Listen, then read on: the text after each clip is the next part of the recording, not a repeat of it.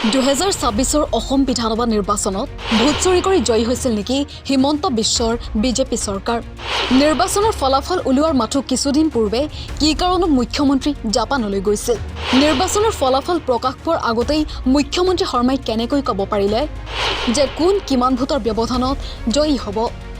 2026 অসম বিধানসভা নিৰ্বাচনত ভোট চুৰি কৰি জয়ী হৈছিল নেকি হিমন্ত বিশ্ব শৰ্মাৰ বিজেপি চৰকাৰ এই প্ৰশ্ন আমাৰ নহয় এই প্ৰশ্ন উত্থাপন কৰিছে অসম জাতীয় কংগ্ৰেছৰ জ্যেষ্ঠ নেতা তথা প্ৰাক্তন ৰাজ্যসভাৰ সাংসদ ৰিপুন বৰাই আজি গুৱাহাটী প্ৰেছ ক্লাবত এটি সংবাদমেল সম্বোধন কৰি তথ্য প্ৰমাণসহ ৰিপুন বৰাই মুখ্যমন্ত্ৰী ডক্টৰ হিমন্ত বিশ্ব শৰ্মাৰ বিজেপি চৰকাৰৰ ওপৰত কেতবোৰ গুৰুত্বপূৰ্ণ অভিযোগ উত্থাপন কৰে উল্লেখ যে 2026 অসম বিধানসভা নিৰ্বাচনৰ ফলাফল ঘোষণাৰ দুটা মাহ বাগৰিল আৰু এই দুটা মাহৰ ভিতৰত কংগ্ৰেছৰ জ্যেষ্ঠ নেতা ৰিপুন বৰাই ছফ্টৱেৰ ইঞ্জিনিয়াৰ কুলদীপ ৰাজবংশী আৰু বজালী জিলা কংগ্ৰেছৰ সভাপতি গুপ্তমণি শৰ্মাৰ সৈতে এটা গোট গঠন কৰি এই সম্পূৰ্ণ নিৰ্বাচন প্ৰক্ৰিয়াৰ ওপৰত পুংখানুপুংখভাৱে বিশ্লেষণ কৰে য'ত ভোটিং ব্যৱস্থাৰ কাৰিকৰী দিশটো বিশ্লেষণ কৰিছিল ছফ্টৱেৰ ইঞ্জিনিয়াৰ কুলদীপ ৰাজবংশীয়ে আৰু নিৰ্বাচন আয়োগৰ সমগ্ৰ ভোটিং পেটাৰ্ণসমূহ বিশ্লেষণ কৰিছিল বজালী জিলা কংগ্ৰেছৰ সভাপতি গুপ্তমণি শৰ্মাই আৰু এই দুটা মাহৰ বিশ্লেষণত অসম বিধানসভা নিৰ্বাচনৰ ফলাফলত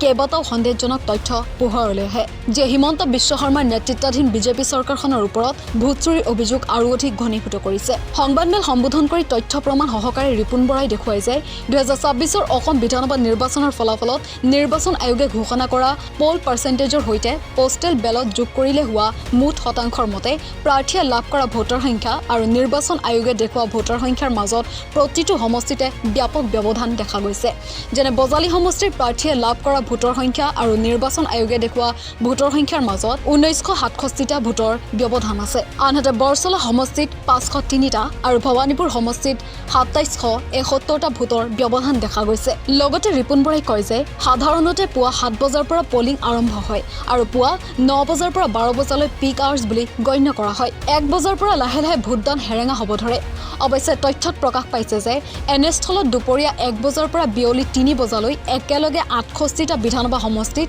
কমে 15 আৰু 16% পলিং হঠাতে বৃদ্ধি হোৱাটো পৰিকল্পিতভাৱে প্ৰগ্ৰেমিঙৰ যোগেদি কৰাহে সম্ভৱ বুলি সন্দেহৰ থল আছে 26 চনৰ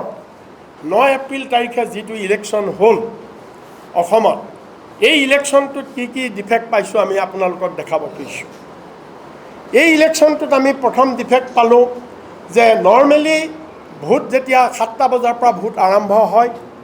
প্ৰতি 2 ঘণ্টাৰ মূৰে মূৰে ইলেকশ্যন কমিশ্যনে পোল পাৰ্চেণ্টেজটো দি থাকে 2 ঘণ্টাৰ মূৰে মূৰে পোল পাৰ্চেণ্টেজটো ডিক্লেয়াৰ কৰি থাকে 5 বজাৰ পৰা এতিয়া 7 বজাৰ পৰা হ'ল এতিয়া 7 বজাৰ পৰা 9 9ৰ পৰা 11 11ৰ পৰা 1 1ৰ পৰা 3 3ৰ পৰা 5 5টালৈকে তেওঁলোকে দি থাকে তাৰপিছত 5টাৰ পিছত যিটো হয় সেইটো নেক্সট ডে তেওঁলোকে দিয়ে মানে পাৰ্চেণ্টেজটো এতিয়া আমাৰ সেই তথ্যৰ পৰা দেখা যায় যে দুপৰীয়া 1 বজাৰ পৰা 3 বজালৈ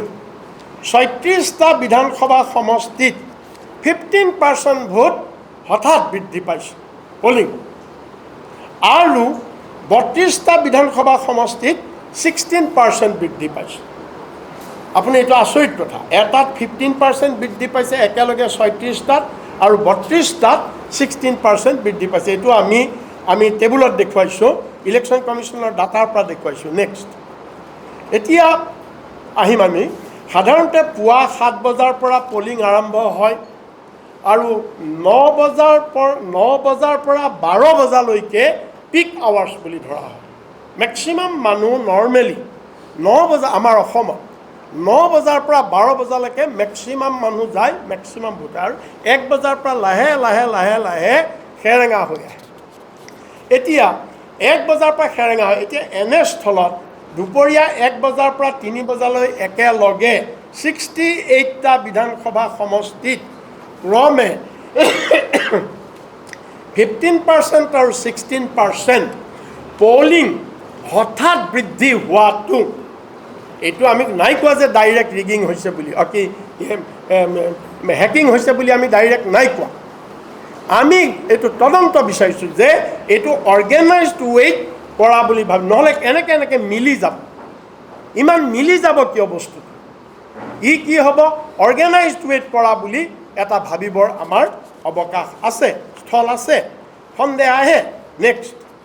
এতিয়া আমি এইটো দেখাব খুজিছোঁ আপোনালোকক, পুৱা 9 বজাৰ পৰা 11 বজাৰ পৰা পুৱা 9 বজাৰ পৰা 11 বজালৈ 1, আৰু 11 বজাৰ পৰা 1 বজালৈ 2টা বস্তু। পুৱা সেইটো এটা পাৰ্ট আমি দেখালোঁ। এতিয়া পুৱা 9 বজাৰ পৰা 11 বজালৈ 36টা বিধানসভা সমষ্টিত ভোটৰ পাৰ্চেণ্টেজ হৈছে 21ৰ পৰা 21.99টো মই এনেই দিছোঁ, মানে এটা মেক্সিমাম দেখাইছোঁ, অৰ্থাৎ বেচিকেলি 21%। ক'ৰবাত 21.2, 21.3, 21.4 আমি ৰিজাল্ট শ্বীটটো দেখুৱাম, তেতিয়া পাব। তাৰমানে বেচিকেলি পুৱা 9 বজাৰ পৰা 11 বজালৈ 36টা বিধানসভা সমষ্টিত ছেইম পাৰ্চেণ্টেজ অফ ভোট হৈছে, 21% ভোট হৈছে। মই মেক্সিমাম 9.99লৈকে গৈছে, 21.3, 21.5, 21.41 তেনেকুৱাকৈ হৈছে। আৰু 11 বজাৰ পৰা 1 বজালৈ 27টা সমষ্টিত 21ৰ পৰা এইটো হৈছে 27টা সমষ্টিত, অৰ্থাৎ 2টা টাইম চাব।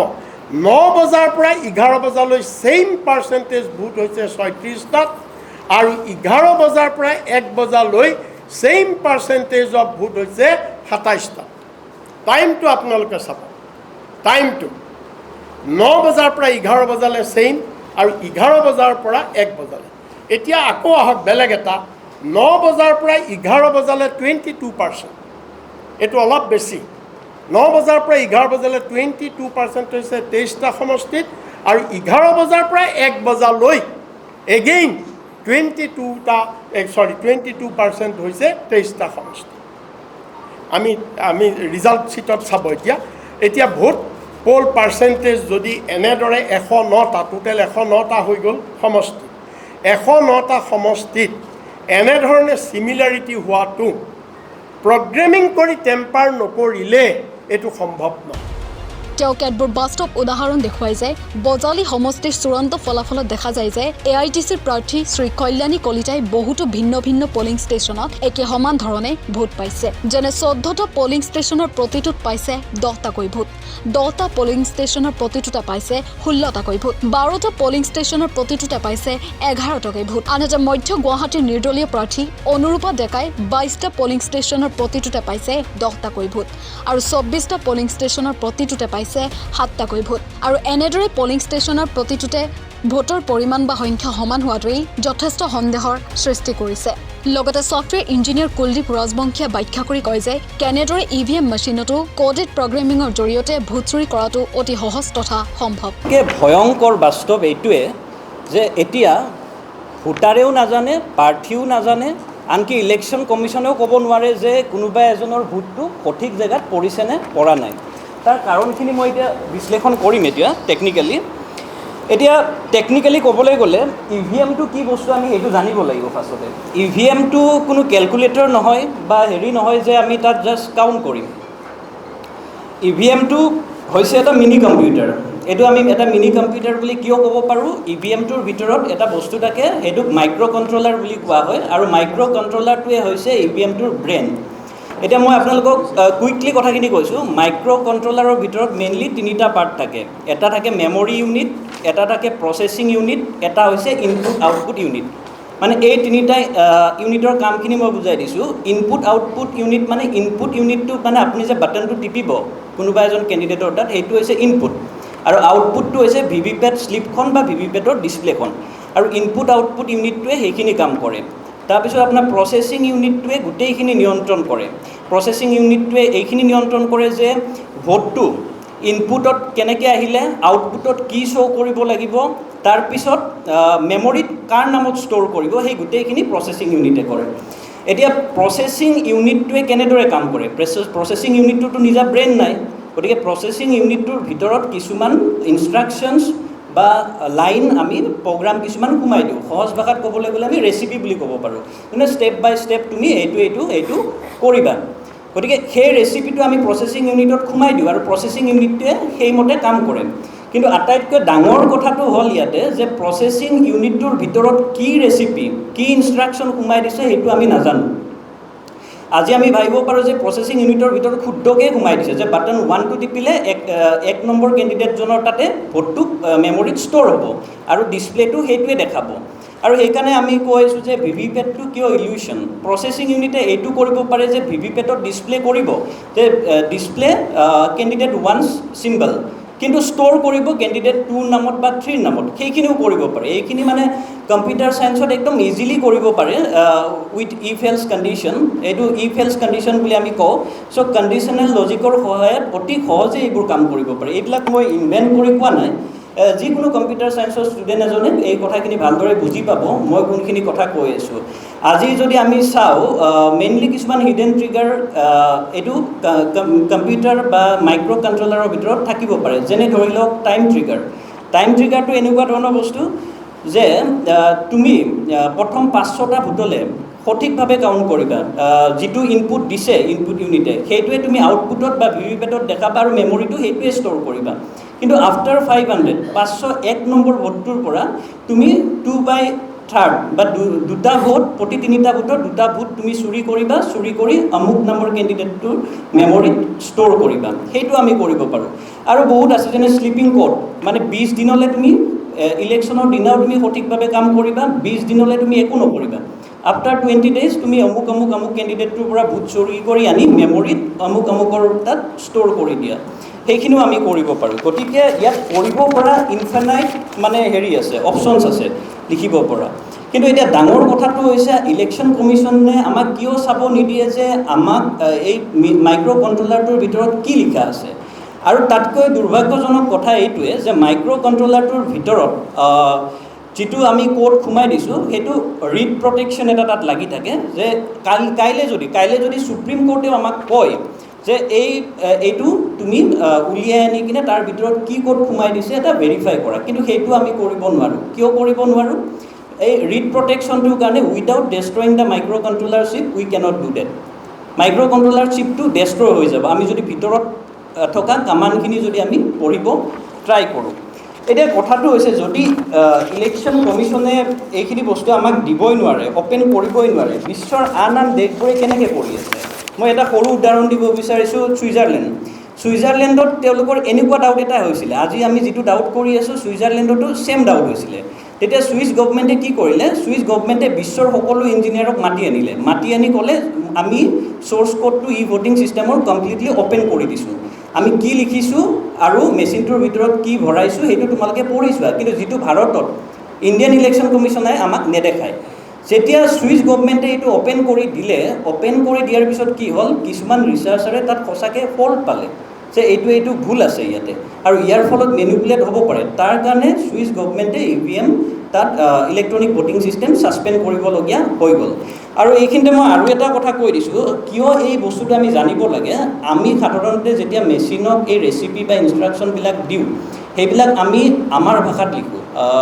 ইটছ কাইণ্ড অফ ইংলিছ মানে ইংলিছৰ দৰে এটা ভাষাত আমি লিখোঁ আৰু সেইটো কম্পাইল কৰি মেচিনে বুজি পোৱা ভাষাত আমি মেচিনটোৰ ভিতৰত সোমাই দিওঁ 0 1 1 0 তেনেকুৱা বাইনাৰী লেংগুৱেজত আমি সোমাই দিওঁ গতিকে আমিতো বাইনাৰীটো কৰিব নোৱাৰোঁ গতিকে কি কমাণ্ড দিছে যেনে বাটন 1টো টিপিলে তুমি 1 নম্বৰ কেণ্ডিডেটজনৰ তাতে মেমৰিত ৰেজিষ্টাৰ কৰিবা নে 2 নম্বৰজনৰ তাত ৰেজিষ্টাৰ কৰিব দিছে সেইটো আমি নাজানো তেওঁলোকে কি কমাণ্ড সোমাই দিছে ঠিক তেনে ব্ৰাজিলেও এইটো অ'পেন কৰি দিছে ব্ৰাজিলে প্ৰত্যেক 1 বছৰৰ আগে ইলেকশ্যনৰ 1 বছৰৰ আগে তেওঁলোকে অ'পেন কৰি দিয়ে আৰু সকলোকে চাব দিয়ে যে আমি এইটো ভৰাইছোঁ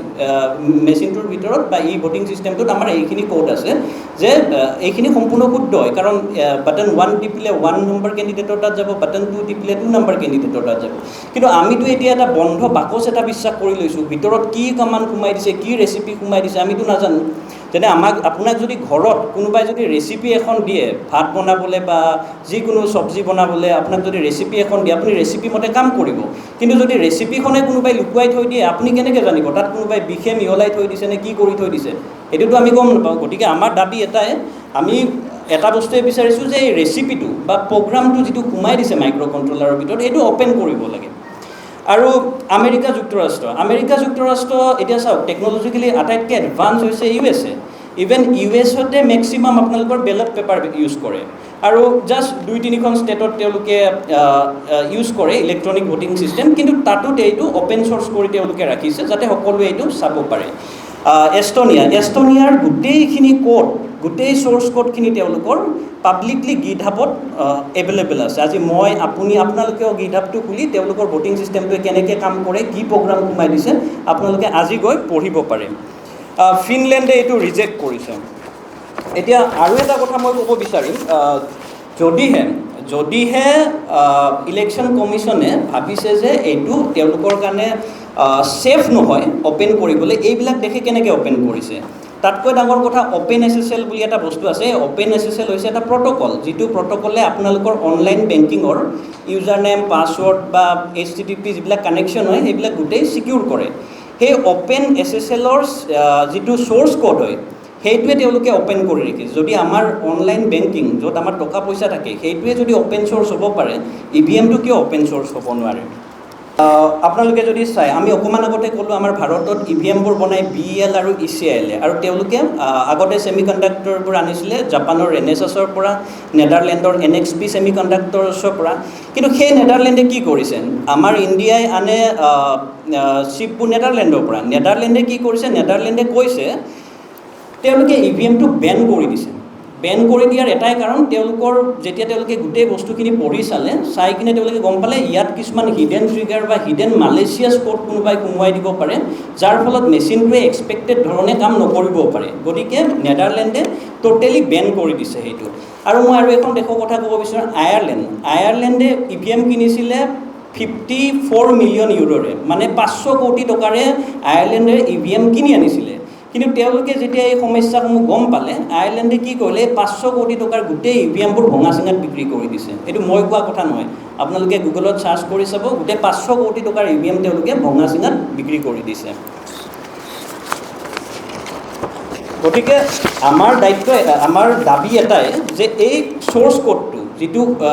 EVMটোৰ ভিতৰত সোমাই আছে এইটো অ'পেন কৰিব লাগে, নহ'লে আমাৰ সদায় সন্দেহৰ অৱকাশ থাকি যাব যে ইয়াৰ ভিতৰত কিছুমান মালেচিয়াছ কোড আছে, যিবোৰৰ ফলত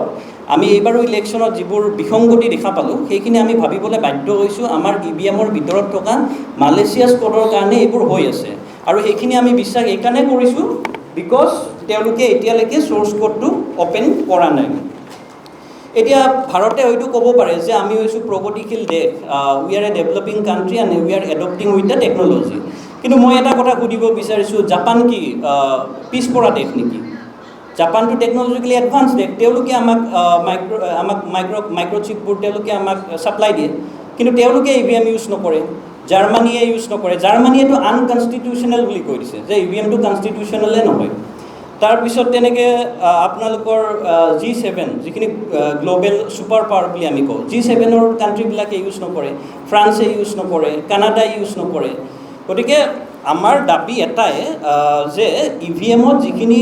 চ'ৰ্চ কোড তেওঁলোকে সোমাই দিছে সেই কোডটো যেতিয়ালৈকে আমি দেখা নাপাওঁ তেতিয়ালৈকে কিন্তু আমি কোনেও চিয়'ৰ হ'ব নোৱাৰোঁ। মই নোৱাৰোঁ, আপুনি নোৱাৰে, ভাৰতবৰ্ষৰ জনতাই নোৱাৰে, আনকি ইলেকশ্যন কমিশ্যনেও নাজানে যে তাৰ ভিতৰত কি চলি আছে। এইটো জাষ্ট এটা বন্ধ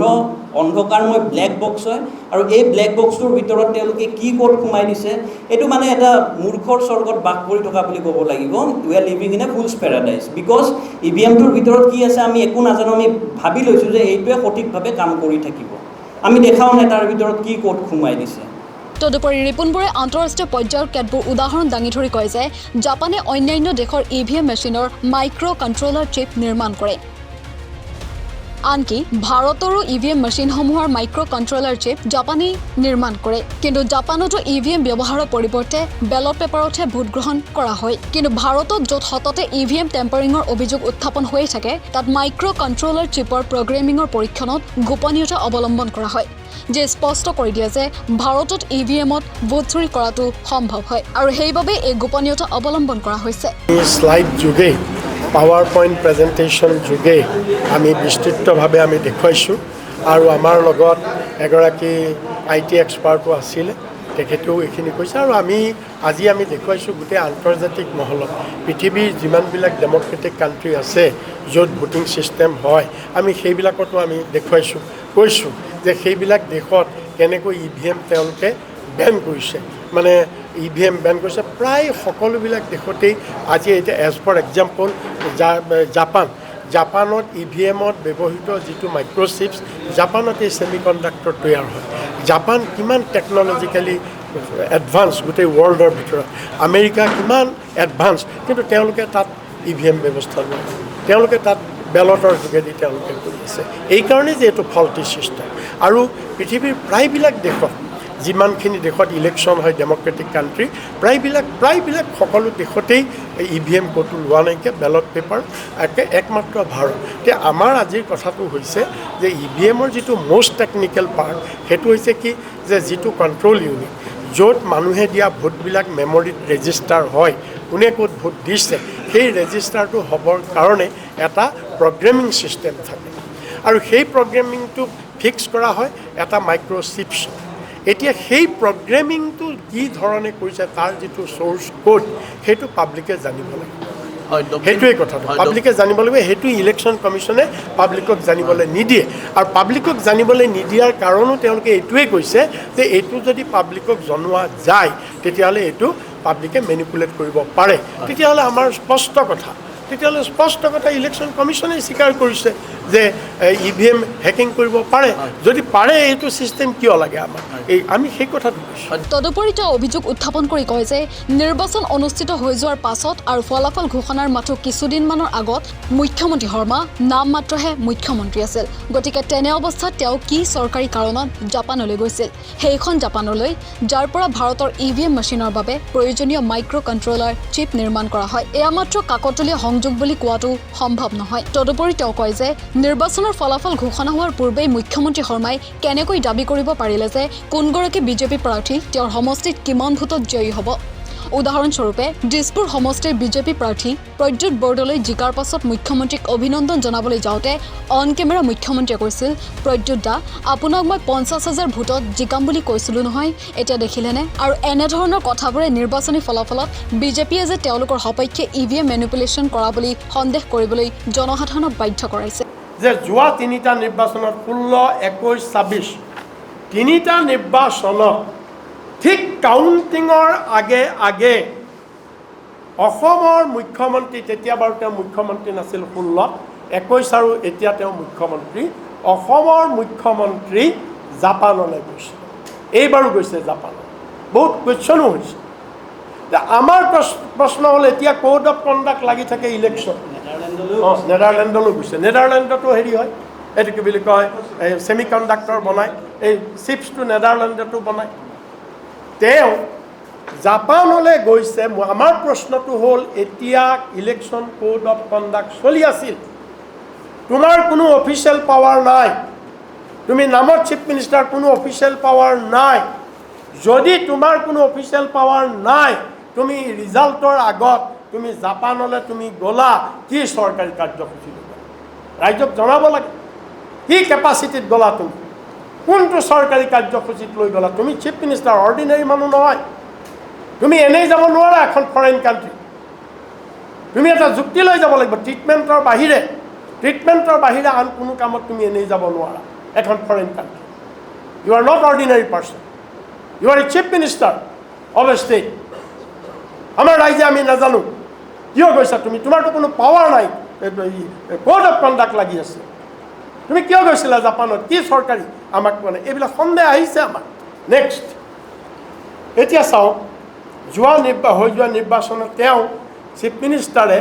ৰিজাল্টৰ আগত নিৰ্বাচন হৈ যোৱাৰ পিছত তেওঁ বিভিন্ন সময়ত টুইট কৰিও কৈছে আমি টুইটটো দেখাম বিভিন্ন সময়ত কৈ আছে যে NDA 101 বা 102টা চিট পাব আৰু বিজেপিয়ে 81/82টা চিট পাব তুমি কিহৰ ভিত্তিত ক'লা যিটোৱে ৰিজাল্টটো সেইটোৱে হ'ল আৰু তাৰ লগতে যে বিভিন্ন সমষ্টি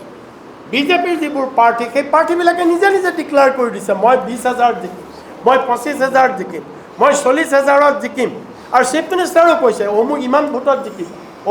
ভোটত জিকিব আৰু ৰিজাল্টটো সেইটোৱে হৈছে হাউ ইট ইজ পচিবল এতিয়া দিছপুৰ সমষ্টিৰ প্ৰাৰ্থী প্ৰদ্যুৎ বৰদলৈ জিকাৰ পিছত যেতিয়া চিফ মিনিষ্টাৰক দেখা কৰিবলৈ গৈছিল তেতিয়া অন কেমেৰা মুখ্যমন্ত্ৰীয়ে কৈছিল প্ৰদ্যুৎ দা আপোনাক মই 50,000ত জিকাম বুলি কৈছিলোঁ নহয়, এতিয়া দেখিলে এনেধৰণৰ কথাবোৰে আমাক EVM মেনিপুলেশ্যন কৰা বুলি সন্দেহ কৰিবলৈ বাধ্য কৰাইছে। আমি চিফ মিনিষ্টাৰৰ বাইটটো আৰু টুইটটো পিছত দেখাম। নেক্সট এইটো চিফ মিনিষ্টাৰৰ হেৰিটো অঁ শুনক, ডাঙৰকৈ দিয়া।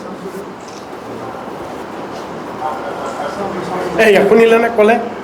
মইতো কৈছিলোঁৱেই 50,000ত জিকাম বুলি। আকৌ এবাৰ ৰিপিট কৰি দিয়া। নাই মাইক্ৰফোনটো আনা না,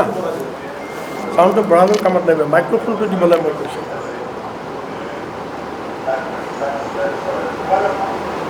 আকৌ এবাৰ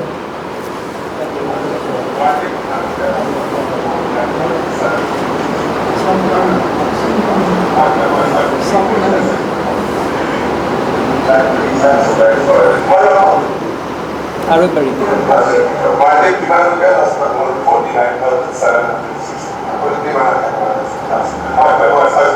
এইটো মইতো 50 বুলি কৈছিলোঁৱেই। চাওক, মইতো 50 বুলি কৈছিলোঁৱেই। চিফ মিনিষ্টাৰে কেনেকৈ ক'ব পাৰিলা তুমি 50,000 জিকিব? 300 ভোট কমিছে, 300 ভোট কমিছে মাত্ৰ। 49,700 পাইছে, 300 ভোট কমিছে। এতিয়া আপুনি চাওক, এই এনেকুৱা কথাবিলাক নেক্সট এনেকুৱা কথাবিলাক আচ্ছা, মুখ্যমন্ত্ৰীয়েতো টুইটটো চাওক। টুইটটোত তেওঁ কৈছে বেষ্ট 101, বেটাৰ 90, ৱৰ্ষ্ট 88। 101টা NDA পাব বুলি কৈছিলে, 102টা পায়। তেওঁ টুইট কৰিছে, এইটো টুইট আৰু এইখিনি তেওঁ নিজৰ আখৰ। ৰিজাল্টৰ আগত তুমি কেনেকৈ ক'ব পাৰা? হাও মুঠৰ ওপৰত 2024 অসম বিধানসভা নিৰ্বাচনৰ ফলাফলক লৈ তথ্য প্ৰমাণৰ ভিত্তিত একাধিক গুৰুতৰ অভিযোগ উত্থাপন কৰিছে কংগ্ৰেছৰ জ্যেষ্ঠ নেতা ৰিপুণ বৰাই। ভোটদানৰ পৰিসংখ্যা, EVMৰ কাৰিকৰী দিশ আৰু মুখ্যমন্ত্ৰীৰ কেতবোৰ মন্তব্যক কেন্দ্ৰ কৰি উত্থাপিত এই অভিযোগেই ৰাজ্যৰ ৰাজনৈতিক মহলত নতুন বিতৰ্কৰ সূচনা কৰিছে। এই সন্দৰ্ভত ৰাজ্য চৰকাৰ, নিৰ্বাচন আয়োগ বা সংশ্লিষ্ট কৰ্তৃপক্ষই কি প্ৰতিক্ৰিয়া দিয়ে সেয়াহে অনাগত দিনত লক্ষণীয় হ'ব। ভিডিঅ' জাৰ্নেলিষ্ট ৰিচাৰ্ড বৰ্মনৰ সৈতে আৰ্মিন চুলতানৰ প্ৰতিবেদন, নৰ্থ ইষ্ট নাও।